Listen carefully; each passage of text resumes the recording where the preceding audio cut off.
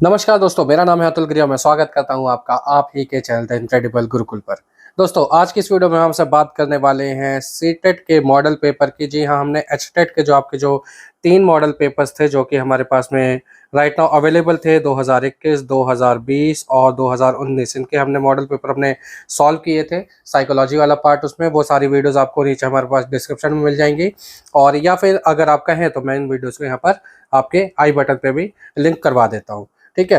तो ये जो बेसिकली जो वीडियो है ये आपकी सीटेट की ही नहीं है। यहाँ पर आपके जितने भी टीईटी के जितने भी एग्ज़ाम्स हैं, मतलब आपके चाहे यूपी टेट हो, चाहे एमपी टेट हो, चाहे एचटेट हो, चाहे सीटेट हो, चाहे आपका सुपर टेट हो, बिहार टेट हो, हर एक एग्ज़ाम में आपका ये जो वीडियो है ये आपके लिए बहुत ज़्यादा इंपॉर्टेंट होने वाला है। ठीक है? तो दोस्तों, बिना किसी देरी के शुरू करते हैं और हम यहाँ पर देखेंगे अपने पहले क्वेश्चन को। अच्छा ध्यान रखिएगा, अगर आपने चैनल को अब तक सब्सक्राइब नहीं किया है तो चैनल को प्लीज़ सब्सक्राइब कर लीजिए और देखते रहिए आप हमारे चैनल को। ठीक है, आइए सबसे पहले हम पहला क्वेश्चन देख लेते हैं जो हमारे कहता है कि खिलौनों की आयु कहा जाता है किसको। खिलौनों की आयु किसको कहा जाता है। मैं यहाँ पर थोड़ा इसका कलर चेंज करता हूँ, मुझे लगता है लाल ही सबसे ज्यादा खूबसूरत कलर था। खिलौनों की आयु किसको कहा जाता है, क्या पूर्व बाल्यावस्था है या फिर उत्तर बाल्यावस्था है या शैशवावस्था है या फिर इनमें से सभी। तो भाई देखो, खिलौनों की आयु का मतलब है पूर्व बाल्यावस्था। कौन सी बाल्यावस्था? पूर्व बाल्यावस्था। 2 से लेकर 6 वर्ष तक इसकी अवधि मानी गई है। इस अवधि में जो बच्चा है वो खिलौनों के साथ खेलना पसंद करता है। ठीक है, किस में खेलना पसंद करता है? वो खिलौनों के साथ खेलना पसंद करता है। खिलौनों के साथ खेलना पसंद करता है। अच्छा, यहाँ पर एक और चीज आ जाएगी कि क्वेश्चन कभी कभी ये ये भी बन जाता है क्वेश्चन कभी कभी ये भी बन जाता है कि जो खिलौनों की अवस्था है और एक खेल की आयु, यानी एक क्वेश्चन आपका ये भी आता है कि खेल की आयु किसको माना गया है। तो भाई देखो, खिलौनों की आयु तो आपकी पूर्व बाल्य अवस्था, लेकिन जो खेल की आयु है वो आपकी उत्तर बाल्य अवस्था है। ठीक है, इसको आप आगे याद रखेंगे। बाकी शैशव अवस्था में आप इंद्रियों से सारे काम को कर रहे होते हैं। ठीक है, नेक्स्ट क्वेश्चन को हम देखते हैं। नेक्स्ट क्वेश्चन में कहता है कि निम्न में से कौन सी पूर्व बाल्यावस्था की विशेषता नहीं है। निम्न में से कौन सी पूर्व बाल्यावस्था की विशेषता नहीं है? क्या ये दल समूह में रहने की अवस्था है, या फिर अनुकरण करने की अवस्था है, या प्रश्न करने की अवस्था है, या फिर खेलने की अवस्था है? पूर्व बाल्यावस्था की विशेषता नहीं है। अच्छा देखो, अभी पिछले क्वेश्चन में मैंने आपसे इसकी बात की थी और इस क्वेश्चन में आपका ऑप्शन भी आ गया जो कि कहता है खेलने की अवस्था जो वो पूर्व बाल्यावस्था की नहीं है। यहाँ पर खेलना नहीं होता। खेलने का मतलब है कि जो बच्चा है वो क्या कर रहा है, भागा दौड़ी वाले खेल खेल रहा है, वो रनिंग कर रहा है। ठीक है, वो पकड़म पकड़ाई जैसे गेम होता है वो उसको खेलने की कोशिश कर रहा है, या फिर वो हाइड एंड सीक खेलने की कोशिश कर रहा है। यहाँ पर बेसिकली क्या है कि जो पूर्व बाल्यावस्था है वो खिलौनों के साथ खेलती है। ठीक है, किसके साथ खेलती है? वो खिलौनों के साथ में खेलती है। खिलौने से ही वो कई सारे अपनी जो गतिविधियां होती हैं उसको सीखने की कोशिश करते हैं। ठीक है, चलिए नेक्स्ट क्वेश्चन को देखते हैं। नेक्स्ट क्वेश्चन में कहता है कि उत्तर बाल्यावस्था में बालक भौतिक वस्तुओं के किस आवश्यक तत्व में परिवर्तन समझने लगते हैं। उत्तर बाल्यावस्था में बालक भौतिक वस्तुओं के किस आवश्यक तत्व में परिवर्तन समझने लगते हैं? क्या वो द्रव्यमान है, या द्रव्यमान और संख्या है, या फिर सिर्फ संख्या है, या फिर द्रव्यमान, संख्या और क्षेत्र तीनों है? तो देखो, उत्तर बाल्य अवस्था की जो आपकी आयु है वो आपकी आयु कौन सी है? वो 6 वर्ष से शुरू होकर 12 वर्ष के बीच में हो जाती है। ठीक है, तो इस आयु में वो बच्चा मास को समझने लगता है, द्रव्यमान को समझने लगता है, कौन सी चीज भारी है, कौन सी चीज हल्की है। वो संख्याओं को भी समझने लग जाता है, साथ ही साथ वो क्षेत्र को भी समझने लग जाता है कि कौन सी चीज दूर है, कौन सी चीज पास है। तो इस आपका जो ऑप्शन नंबर डी है वो आपका बिल्कुल यहाँ पर करेक्ट ऑप्शन हो जाता है। ठीक है, वीडियो पसंद आ रही है तो इस वीडियो को लाइक कर लो। हम ऐसे बहुत सारे क्वेश्चन हम आपके साथ डिस्कस करेंगे। सारे क्वेश्चन वो हैं जो प्रीवियस ईयर्स में बहुत बार पूछे गए हैं और पीछे भी आपके पूछे जा रहे हैं, आगे भी पूछे जाएंगे। ठीक है, क्योंकि क्वेश्चन जो है साइकोलॉजी में कुछ एक क्वेश्चन है जो आपके बहुत नए आते हैं, और बाकी मैक्सिमम क्वेश्चन आपके कैसे होते हैं वो थोड़े से ओल्ड वाले क्वेश्चन ही को यूज करते हैं। नॉर्मली देखो, मैं आपको सिंपल ही बता देता हूँ कि 30 क्वेश्चन में से आपके जो 20 क्वेश्चन होते हैं वो ऑलरेडी किसी ना किसी एग्जाम्स में आ रखे होते हैं। तो इसलिए हमें प्रीवियस ईयर के जो क्वेश्चन होते हैं उन्हें सॉल्व करना हमारे लिए बहुत ज़्यादा जरूरी हो जाता है। ठीक है, तो इसलिए हम प्रीवियस ईयर के क्वेश्चन पर हम ज़्यादा जोर देते हैं, और बाकी अन्य जो क्वेश्चन जो हमारे नए नए क्वेश्चन जो बनते हैं वो क्वेश्चन भी आपके साथ में यहाँ पर पूछे जा रहे हैं। तो जरा हम देखते हैं नेक्स्ट क्वेश्चन को, जो कि हमारे कहता है विकास का अर्थ है। विकास क्या है? क्या ये परिवर्तनों की उत्तरोत्तर श्रृंखला है, या ये अभिप्रेरणा के फलस्वरूप होने वाले परिवर्तनों की उत्तरोत्तर श्रृंखला है, या अभिप्रेरणा और अनुभव के फलस्वरूप होने वाले परिवर्तन है, या फिर परिपक्वता और अनुभव के फलस्वरूप होने वाले परिवर्तन है? तो भाई देखो, यहाँ पर जो परिपक्वता यानी जो होता क्या है, विकास का मतलब क्या है कि आपके पास मैच्योरिटी भी होनी चाहिए और साथ ही साथ आपको एक्सपीरियंस भी होना चाहिए, तभी जाकर आपका जो डेवलपमेंट है वो राइट डेवलपमेंट बनता है। तो आपका ऑप्शन नंबर डी यहाँ पर बिल्कुल करेक्ट हो जाएगा। नेक्स्ट क्वेश्चन हम देखते हैं। हमारे कहता है कि विकास के संदर्भ में निम्न में से कौन सा कथन सत्य नहीं है। इसमें से कौन सा ऐसा कथन है जो सत्य नहीं है, हमें कहीं पर ज़्यादा जोर देना है। पहला कहते हैं विकास की प्रत्येक अवस्था के अपने खतरे हैं, बिल्कुल सही बात है। विकास उकसाने बढ़ावा देने से नहीं होता है, थोड़ा सा डाउटफुल है। और क्या है, विकास सांस्कृतिक परिवर्तनों से प्रभावित होता है, बिल्कुल होगा। विकास की प्रत्येक अवस्था की अपनी विशेषताएं होती है, बिल्कुल ये भी ठीक है। लेकिन जो यहाँ पर जो ऑप्शन नंबर बी है, विकास उकसाने बढ़ावा देने से नहीं होता, तो भाई देखो, अगर आप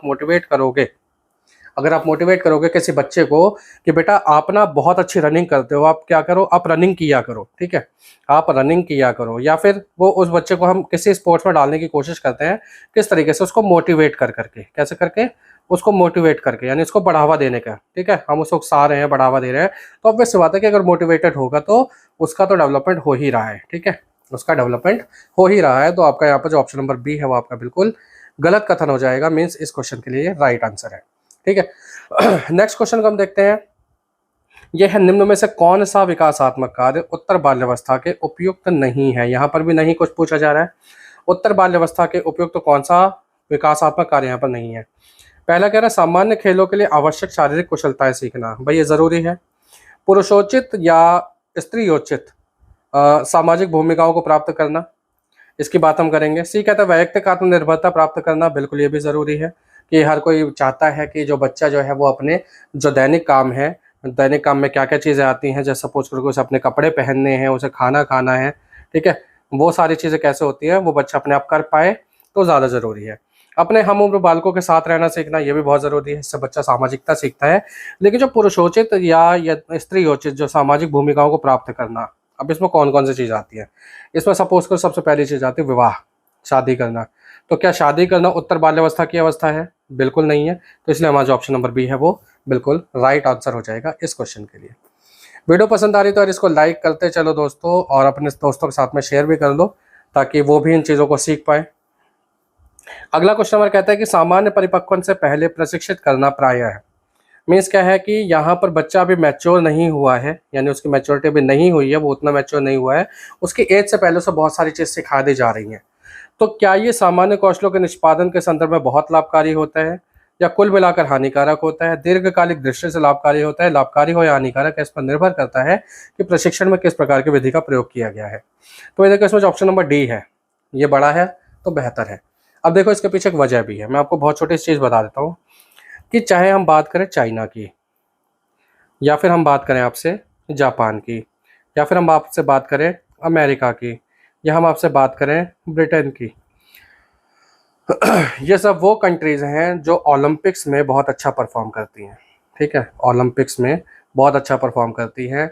एशियन गेम्स में यहाँ पर जो आपकी कंपनी जो आपकी कंट्रीज़ हैं, जो एशियन कंट्रीज़ हैं, इंडिया के अलावा भी बहुत सारी वो कंट्रीज़ बहुत अच्छा परफॉर्म करते हैं। जो भी कॉलोनियल है, कॉमनवेल्थ जो गेम्स आता है, यहाँ पर हम एक नाम आपको ऑस्ट्रेलिया का भी जोड़ देते हैं।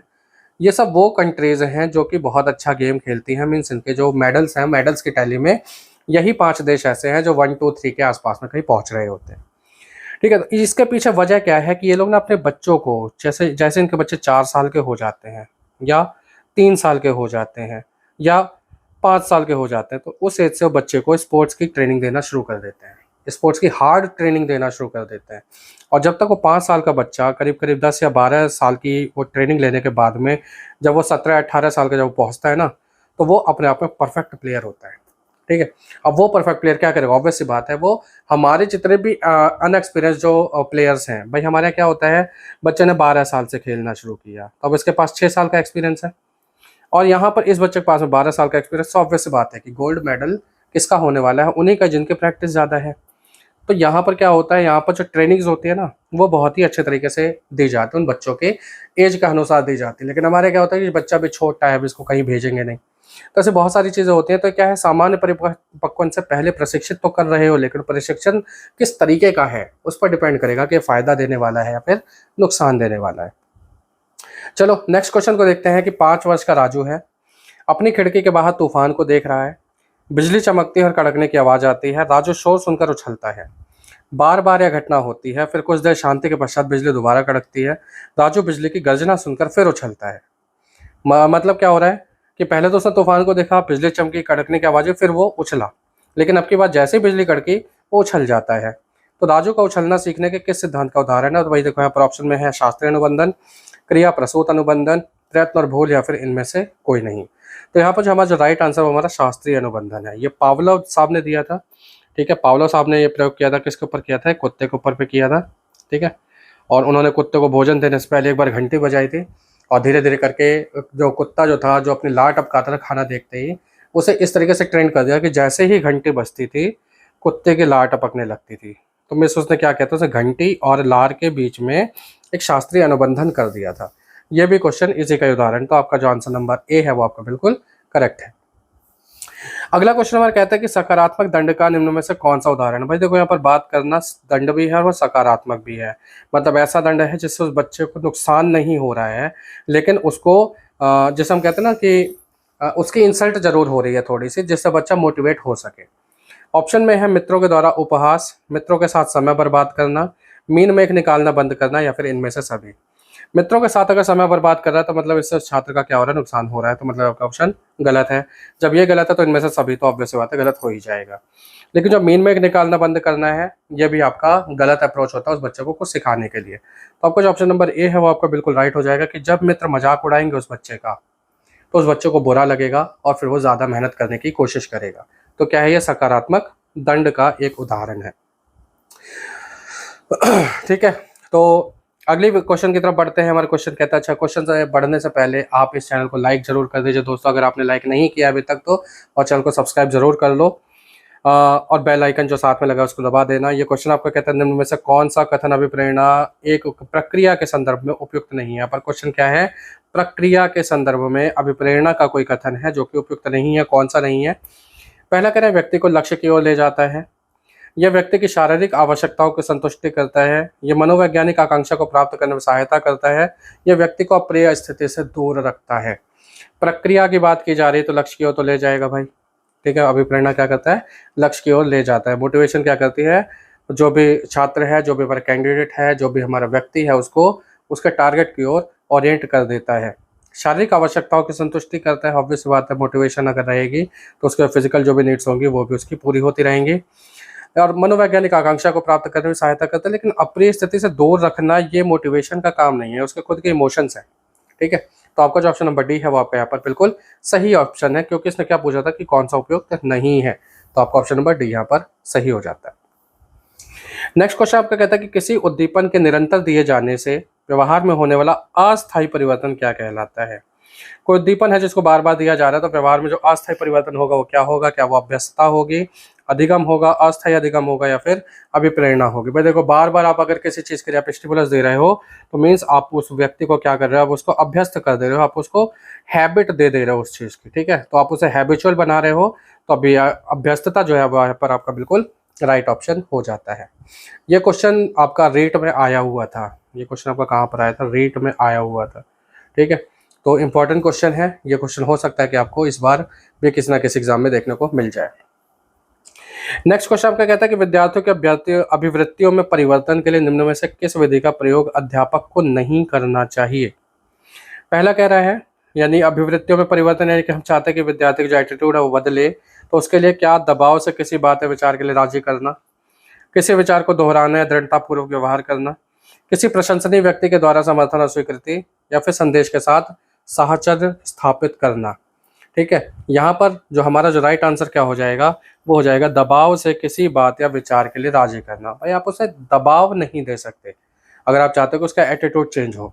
हाँ, किसी विचार को आप दोहरा सकते हो, दृढ़तापूर्वक आप व्यवहार कर सकते हो। दृढ़ता होना जरूरी है एक अध्यापक के लिए, ठीक है। प्रशंसनीय व्यक्ति के द्वारा अगर समर्थन और स्वीकृति मिलती है तो ऑब्वियस बात है कि उस बच्चे का एटीट्यूड जो चेंज हो जाता है। जैसे कई बार हम क्या करते हैं, कोई भी एनुअल फंक्शन होता है वहाँ पर हम कोई ना किसी आपकी जो फेमस जो सेलिब्रिटी होती है उसको बुलाया जाता है, ठीक है। उस फेमस सेलिब्रिटी को बुलाने के पीछे का मेन रीज़न क्या होता है कि बच्चा जो है वो क्या करे, वो प्रशंसनीय व्यक्ति के जो है वो उसको समर्थन दे या फिर उसको स्वीकृति दे, ठीक है। इनाम किसी बड़े आदमी से करवा दिया, दिलवा दिया, तो ये सारी चीज़ें क्या होती हैं?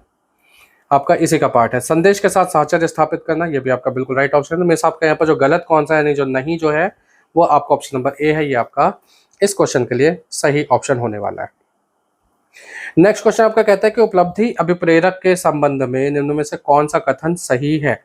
उपलब्धि अभिप्रेरक के संबंध में कौन सा कथन सही है? पहला कहता है उपलब्धि अभिप्रेरक जीवित रहने के लिए आवश्यक है। उपलब्धि अभिप्रेरक बेसिकली होता क्या है कि आप किसी चीज़ को अचीव करना चाहते हो, ठीक है? और उस अचीवमेंट तक पहुँचने के लिए आपको एक मोटिवेशन की ज़रूरत होगी। किसकी ज़रूरत होगी? आपको एक मोटिवेशन की ज़रूरत होगी, यानी मोटिवेशन फॉर अचीवमेंट। ये आपका ये क्या ये जीवित रहने के लिए आवश्यक है? बिल्कुल, बहुत ज़रूरी है। यदि व्यक्तिगत क्षमताओं की संतुष्टि महत्वपूर्ण है, तो उपलब्धि अभिप्रेरक को विकास प्रेरक कहा जा सकता है, बिल्कुल सही है। यदि व्यक्तियों के मध्य प्रतियोगिता पर बल है, तो उपलब्धि अभिप्रेरक को सामाजिक अभिप्रेरक कहा जा सकता है, या फिर इनमें से सभी। तो देखो, इस क्वेश्चन के अंदर में जो हमारा जो राइट आंसर वो यही है कि ये सभी जो कथन है वो आपके बिल्कुल सही कथन है। तो मीन्स आपका जो ऑप्शन नंबर डी है वो आपका बिल्कुल करेक्ट हो जाता है। नेक्स्ट क्वेश्चन है कि 6 से 10 वर्ष की अवस्था में बालक रुचि लेना प्रारंभ करते हैं किस चीज़ में? 6 से 10 साल का जो बच्चा है वो अभी उत्तर बाल्यावस्था के आसपास में पहुंच रहा है। अभी वो कन्फर्म मतलब पूरा भी नहीं है, क्योंकि उत्तर बाल्यावस्था की जो आयु है वो 12 वर्ष तक होती है। हम 6 से 10 वर्ष के बच्चे की बात कर रहे हैं, मतलब ऐसा बच्चा जो फर्स्ट क्लास पे से लेकर 5th क्लास के बीच में कहीं बैठा हुआ है। तो क्या वो धर्म में रुचि लेना आरंभ करेगा? नहीं। क्या वो मानव शरीर में रुचि लेना आरंभ करेगा? बिल्कुल नहीं। क्या वो यौन संबंधों में? बिल्कुल भी नहीं। वो विद्यालय में रुचि लेना आरंभ करेगा। ठीक है, स्कूल में अगर वो बच्चा इंटरेस्ट दिखाएगा तभी वो आगे चलकर बाकी सारी चीजें कर सकता है।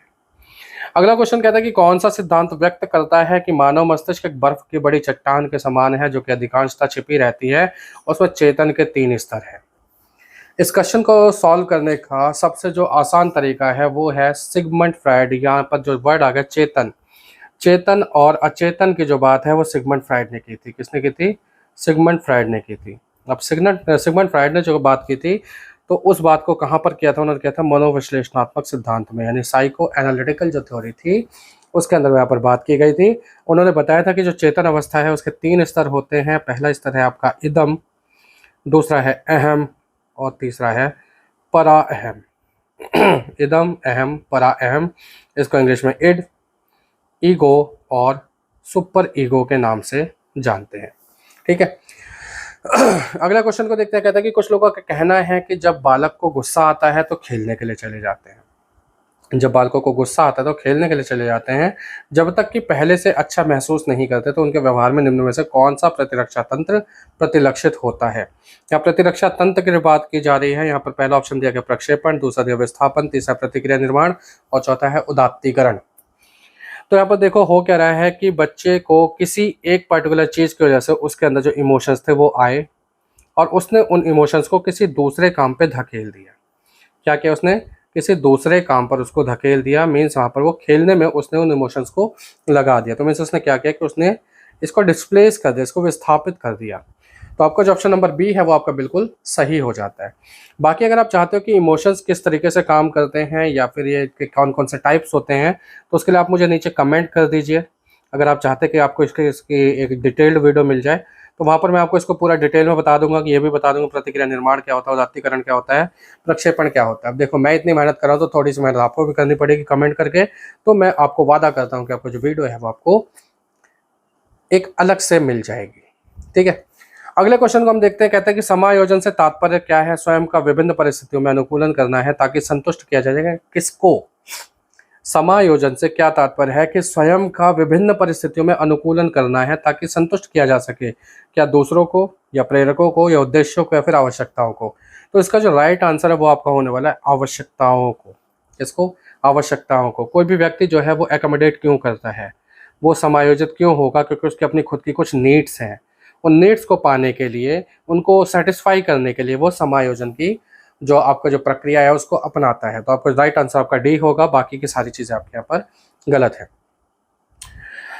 और अगला क्वेश्चन आपका कहता है यहाँ पर कि निम्न में से कौन सा व्यवहार भावनात्मक बाधा को प्रदर्शित नहीं करता है? भावनात्मक बाधा यानी जहाँ पर आपके इमोशंस को रोका नहीं जा रहा है। कौन सा व्यवहार है जो रोक नहीं रहा है? क्या बाल अपराध है, कमजोरों को डराने वाला, भगोड़ापन, या फिर स्वालीनता? देखो, बाल अपराध भी भावनात्मक बाधा को प्रदर्शित कर रहा है, कमजोरों को डराने वाला भी, भगोड़ापन भी, लेकिन स्वालीनता है यानी अपने आप में लीन रहना। क्या है? अपने आप में लीन रहना। ये किसी भी तरीके की बाधा नहीं है, बल्कि ये तो एकांत प्रिय व्यक्ति की निशानी है। तो आपका जो ऑप्शन नंबर डी है वो आपका बिल्कुल करेक्ट ऑप्शन हो जाता है। अगला क्वेश्चन आपका कहता है कि निशक्त बालकों की शिक्षा के लिए प्रावधान किया जा सकता है किस चीज़ का? निशक्त बालक यानी वो बालक जो कि जिन पर शक्ति नहीं है या फिर जो असमर्थ हैं अपनी शिक्षा को पूर्ण रूप से करने में। असमर्थ किस तरीके से?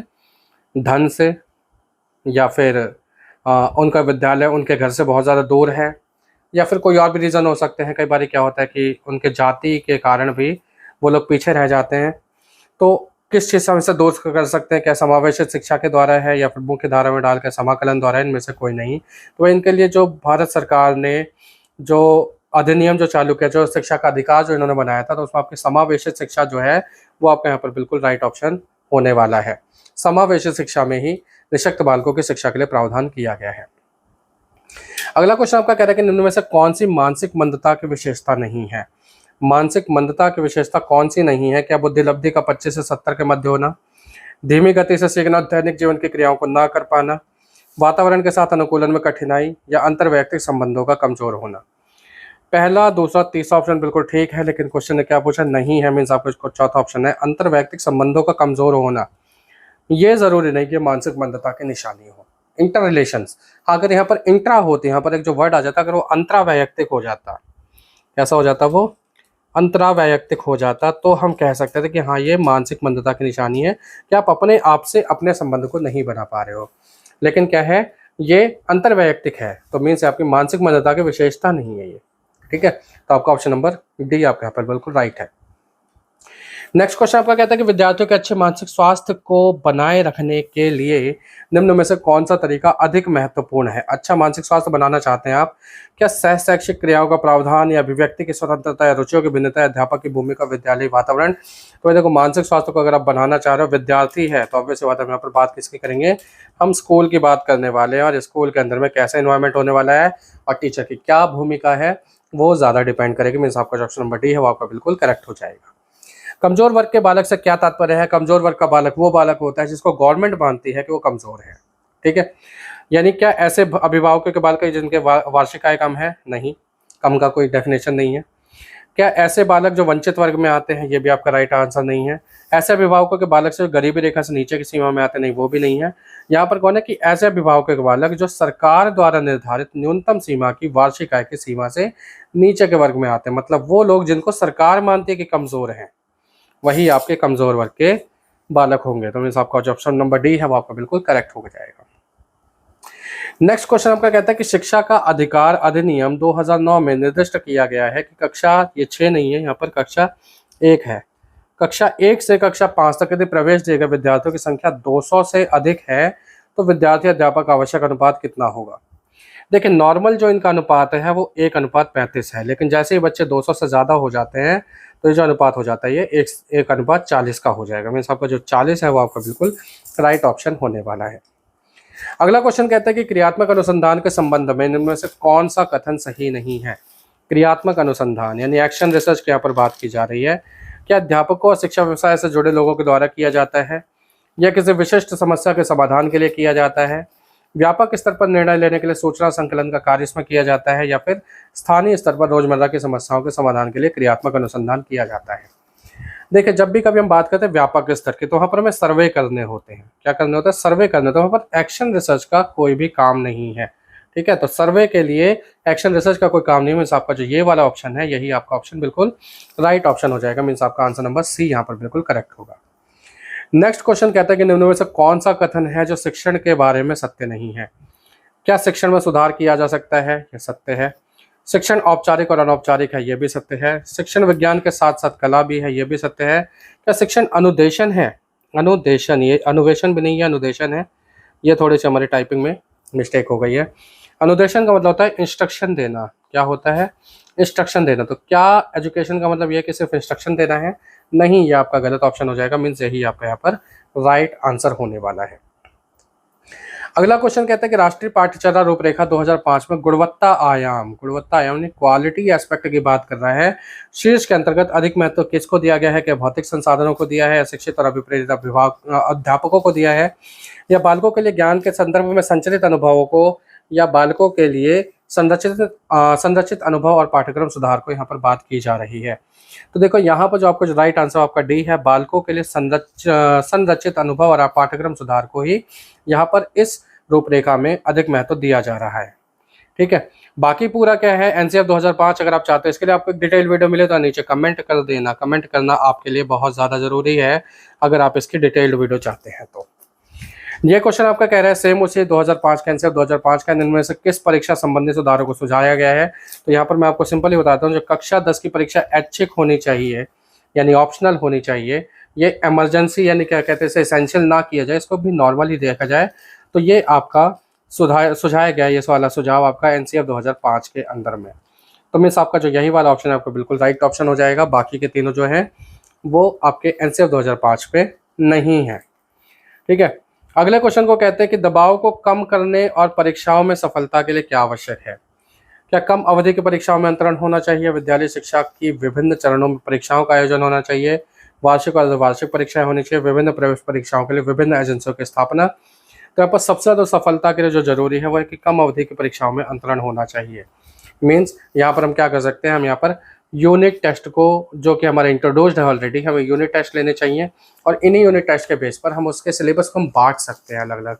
उसको हम क्या कर सकते हैं, हम यहाँ पर जो 12 चैप्टर सपोज करें यहाँ पर है, तो हम उसको 2-2 चैप्टर्स में उसको बांट सकते हैं। ठीक है, जब हम इसको ऐसे डिवाइड कर देंगे तो ऑब्वियस बात है कि बच्चे ऊपर क्या होगा, प्रेशर कम पड़ेगा और ज़्यादा चीज़ों को सीख सकता है।